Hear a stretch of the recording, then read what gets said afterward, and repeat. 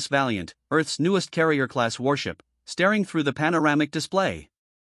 Beyond the reinforced glass, the Perseus sector stretched like a black ocean, dotted with distant suns and ghostly nebulae.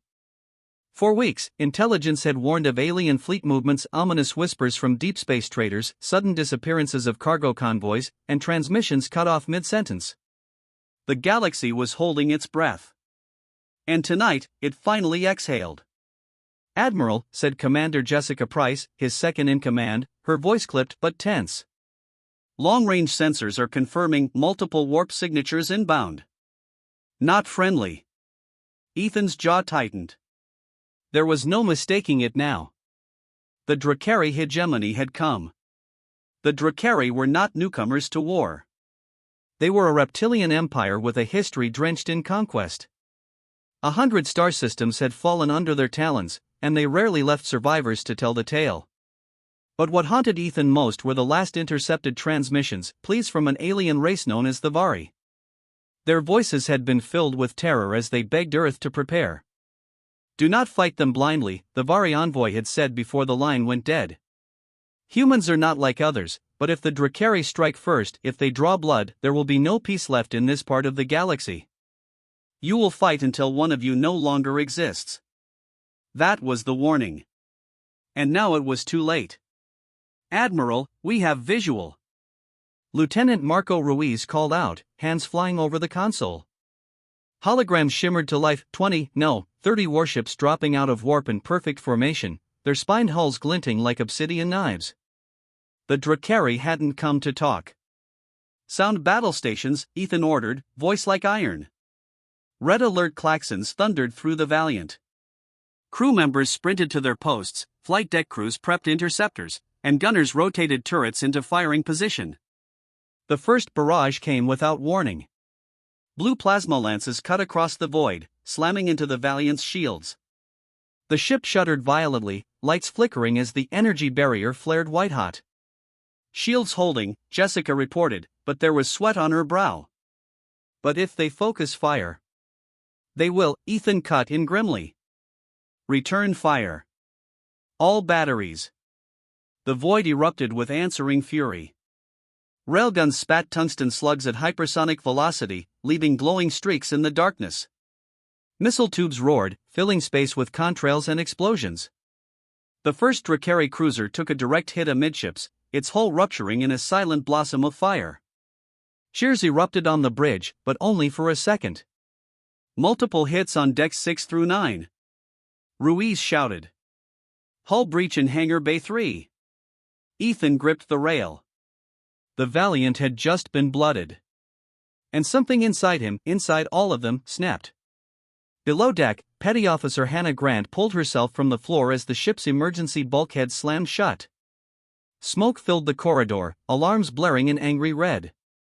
The impact had thrown her half across the room, but she barely felt the bruise forming on her shoulder. Her focus was on the sight beyond the shattered viewport, 3 human interceptors spinning away into the void, glowing wreckage where their pilots had been seconds before. Her friend, Noah, had been in one of those fighters. She knew it. She screamed, not out of fear, but out of rage. "Seal the breach," she barked at the damage control team. "And get me a gun. If those lizards board, I want to be the first thing they see." The mood was infectious. Everywhere across the Valiant, men and women shook off the shock and threw themselves back into the fight. Wounded were dragged to medbays, fire crews beat back the flames, and engineers worked furiously to reroute power to the shields. Humans bled. Humans mourned. But they did not stop. Back on the bridge, the battle raged like a storm. Ethan's voice was calm but cold as ice. "Bring us about. Target their flagship." Jessica shot him a look. "You want to go head-to-head with a dreadnought? We have to break their line. If we run, they'll chase us all the way to Earth. If we stand, maybe, just maybe, we can make them rethink this war." It was madness. But it was human madness, and it had turned the tide of more than one hopeless fight. The Valiant roared forward, engines burning bright. The ship's spinal railgun charged with a sound like rolling thunder. "Fire!" Ethan shouted. The shot speared across the void, tearing into the Drakari flagship's forward shields. A second and third shot followed, each one hammering the same point until the enemy's defenses buckled. The flagship's hull cracked open, venting fire and atmosphere. For the first time in centuries, the Drakari line faltered. But victory came at a price. Another volley struck the Valiant's starboard side, blowing out half its point defense array. Dozens of names would later be added to the casualty list. The humans fought on anyway. Hours later, the stars were littered with wreckage, both human and Drakari. The Valiant floated scarred but alive, smoke trailing from multiple decks. Rescue shuttles darted between burning hulks, collecting survivors where they could. Ethan Cole stood in the silence of the bridge, staring at the battlefield. He should have felt relief. Instead, he felt something else. "This isn't over," Jessica said softly, stepping to his side. "No," Ethan replied, voice low. "This was just the opening move. They wanted to see how far we'd go." He turned to face his crew, his people, his species. Now they know. Far away, the surviving Drakari fleet limped back into warp space, carrying a message home: the humans will bleed, yes, but they will not break. And in that dark, quiet moment, everyone on the Valiant understood one thing with chilling clarity. The real war had just begun. The galaxy did not sleep after Perseus. News of the battle spread like wildfire, human and alien channels alike filled with reports, speculation, and fear. The Drakari had not been stopped in centuries, not since the fall of the Yylith Republic. But now, here was Earth barely a century into its starfaring age, standing toe-to-toe with the conquerors and refusing to die. The USS Valiant limped back to Titan dockyards under heavy escort, her hull blackened with plasma scoring. She was more than a ship now, she was a symbol. Crowds lined the orbital platforms to watch her arrive, cheering despite the casualty lists scrolling across every newsfeed. Inside the ship, Admiral Ethan Cole walked the silent corridors. Crews were repairing the damage, but it wasn't the bent steel or scorched plating that haunted him, it was the empty bunks. 32 men and women had not made it back. He stopped outside the memorial wall, where their names were being etched in luminescent silver. Jessica Price found him there, still in his torn, soot-streaked uniform. "You should be resting," she said gently. "So should you," Ethan replied without looking away. "But we both know we can't." "Not yet." Jessica's expression hardened. "Fleet Command is calling for retaliation. The President herself has asked for a strategy report within 24 hours. Ethan turned to her at last. His eyes were tired, but burning with something that hadn't been there before. "Good," he said. "Because if we don't hit back, they'll be back with twice as many ships." Hours later, the War Council convened. Holographic star maps floated over the center of the chamber, displaying enemy supply routes, staging grounds, and warp lanes. Generals, admirals, and intelligence officers argued in tense voices. "They hit us first," General Marcus Hale growled.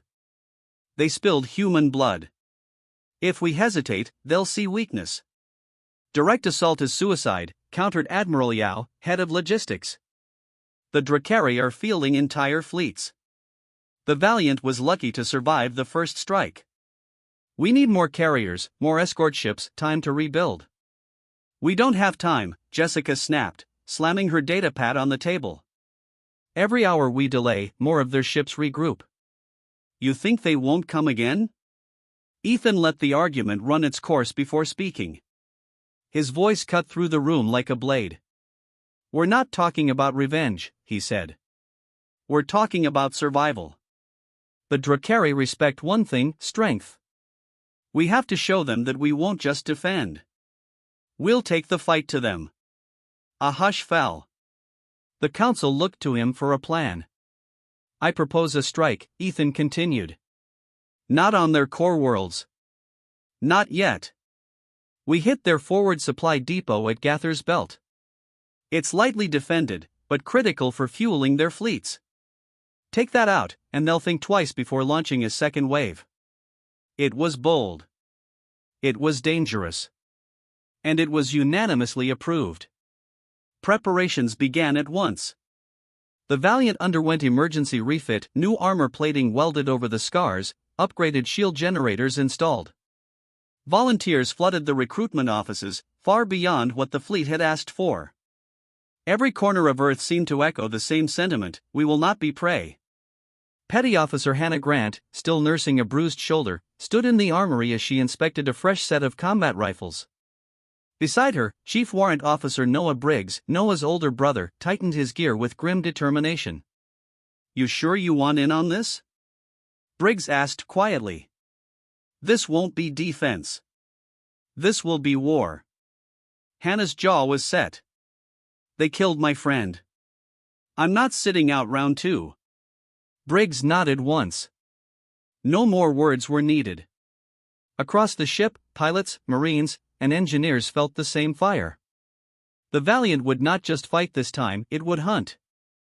3 weeks later, they jumped into Gather's Belt. The system was a graveyard of asteroids and debris, perfect for ambushes. The Drakari supply depot sat nestled inside a hollowed-out moon, shielded by a small garrison fleet. Perfectly routine, perfectly predictable. Until the humans arrived. "Enemy fleet detected," Ruiz reported from the sensor station. 10 ships, mostly destroyers, and 2 cruisers. No dreadnoughts. "Then this is our chance," Ethan said, strapping into his command chair. "Launch all strike wings. Bring the Valiant to attack vector." The first wave of human fighters screamed out of the launch bays, engines flaring like shooting stars. The Drakari scrambled to respond, but it was already too late. Missile salvos tore through their outer patrol craft. The Valiant's main railgun cracked a cruiser in half before it could raise full shields. By the time the garrison realized what was happening, human marines were already breaching the supply station. Inside the station's dark corridors, Hannah Grant and her squad fought room to room, plasma fire lighting the shadows. The Drakari fought savagely, but they were unprepared for the fury of soldiers who had lost friends in Perseus. "They're falling back," Briggs shouted over comms. "Push forward." Hannah kicked down a blast door, rifle blazing. Her heart pounded, not with fear but with something sharper. Every shot, every scream of a dying Drakari, felt like an answer to the memory of her friend's ship spinning into the void. Minutes later, the humans reached the control center. Charges were set. The team withdrew just as the Valiant's railguns fired again, shattering the station's external defenses. From the bridge, Ethan watched as the moon lit up from the inside, a blinding eruption that tore the supply depot apart. The mission was a success. But silence fell over the bridge, heavy and grim. The Drakari had been bloodied badly this time. "They'll see this as a declaration of total war," Jessica said quietly. Ethan stared at the burning remains of the station. "Good," he replied. "Because that's what this is now."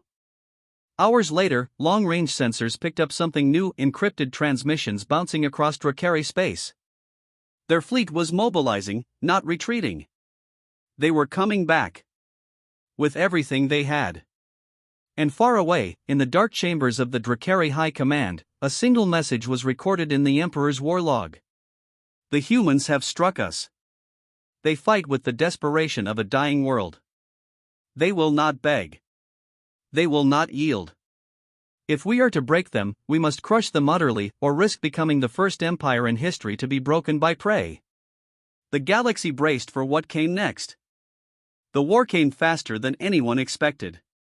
Within weeks of the Gather strike, Drakari war fleets poured into human space. Planetary defense networks went hot, carriers scrambled, and every ship that could fly was pressed into service. This was no longer a border conflict. It was extinction, one way or another. On the USS Valiant, Admiral Ethan Cole stood before his assembled crew in the hangar bay. Over 1,000 faces stared back at him: pilots, marines, engineers, medics. Some were veterans of Perseus. Many were fresh recruits. All of them were ready to die if they had to. Ethan's voice carried through the bay, hard and unflinching. "They think they can scare us into surrender. They think that if they spill enough of our blood, we'll crawl to them in chains." He let the silence stretch, every word hitting like a hammer. "They are wrong. You've all seen what they can do, but you've also seen what we can do. We hit them where it hurt, and now they've come for revenge. Good. Let them come. Today, we make them understand that we are not prey. We are not subjects. We are human. And we do not break. A roar answered him, an explosion of defiance that shook the deck. The final battle began over Kepler Prime, the last major colony before the route to Earth. The system's twin suns lit the battlefield in eerie gold as the Drakari Armada arrived, 50 warships, a line of black spears blotting out the stars. Ethan stood on the bridge, heart pounding. All ships, he ordered over the fleet channel, form the wall. It was a gamble, no retreat, no scatter. Every human warship locked shields into a single, massive line of defense. The Valiant stood in the center like a defiant anchor, her guns charged and humming. The Drakari fired first. Plasma storms slammed against human shields, tearing them down in blinding bursts. A frigate on the left flank took a direct hit and disintegrated, its crew gone in a heartbeat. Another ship lost engines, drifting helplessly until a Drakari cruiser finished it with a single brutal shot. "Hold the line!" Jessica shouted, knuckles white on the console. And they did.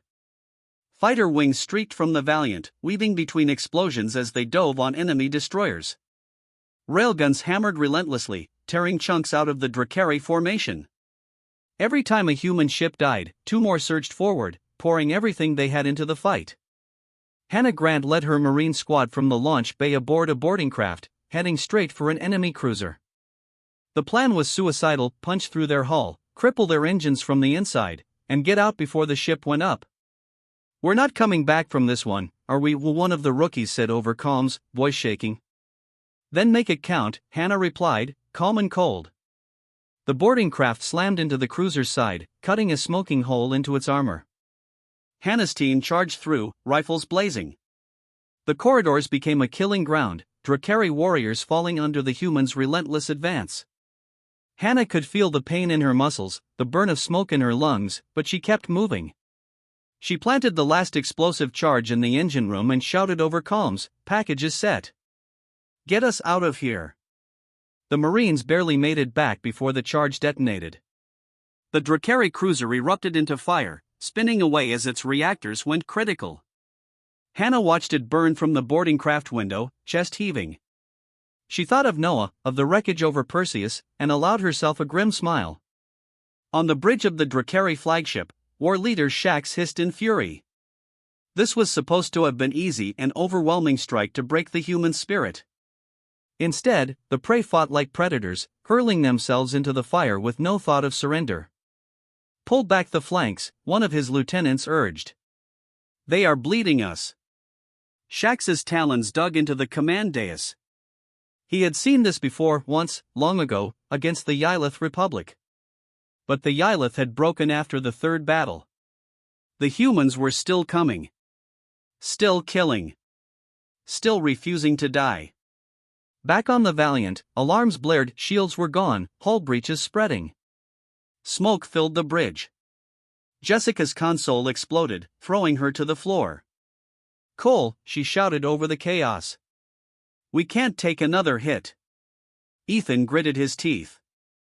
He could feel the ship shuddering under him, like a living thing on its last breath. But through the flames and sparks, he could see the Drakari flagship. Its shields were flickering, its formation fractured. "One more shot," he said, voice steady.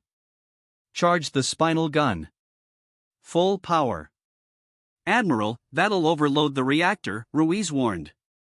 "Then it overloads," Ethan replied. "If we go down, we take their leader with us." The crew didn't hesitate. Power was rerouted, the deck trembling under the strain. The railgun charged, glowing white-hot. Fire! The shot tore through space like the wrath of a god. It hit the Drakari flagship dead center, spearing through its core. For a heartbeat, the massive ship held together, then it exploded, a sunbright detonation that turned night into day. Across the battlefield, Drakari ships faltered, their formations collapsing. One by one, they jumped out of the system, retreating into warp space. And just like that, the battle was over. Hours later, the Valiant drifted in orbit over Kepler Prime, her hull shattered but her flag still flying. The price had been terrible, half the human fleet gone, thousands dead. But humanity still stood. Ethan walked the damaged bridge, stepping over shattered glass. Jessica sat in a medic's chair, her face bruised but alive. "We held them," she said softly. "No," Ethan replied, staring out at the stars where the Drakari had fled. "We showed them. They thought we'd surrender if they bled us. Instead, we made them bleed more. They'll be back, but they'll remember this." He turned to the battered crew, voice carrying in the smoky silence. "They may have taken our dead, our ships, our blood. But they could not take what matters most." He pointed to the stars. "The Drakari have learned something today. Something they will never forget." His words echoed in the quiet. "They will bleed us again. And we will bleed them. But they will never break us." Far away, in the halls of the Drakari High Command, War Leader Shax knelt before the Emperor. His armor was scorched, his crest lowered. "We struck them with everything," he said. "And they would not yield. If we continue this war, it will be a war without end." The Emperor stared into the dark, silent for a long time. Then he spoke the words that would spread across every Drakari world. "Do not attack the humans again. They will bleed, yes, but they will never break.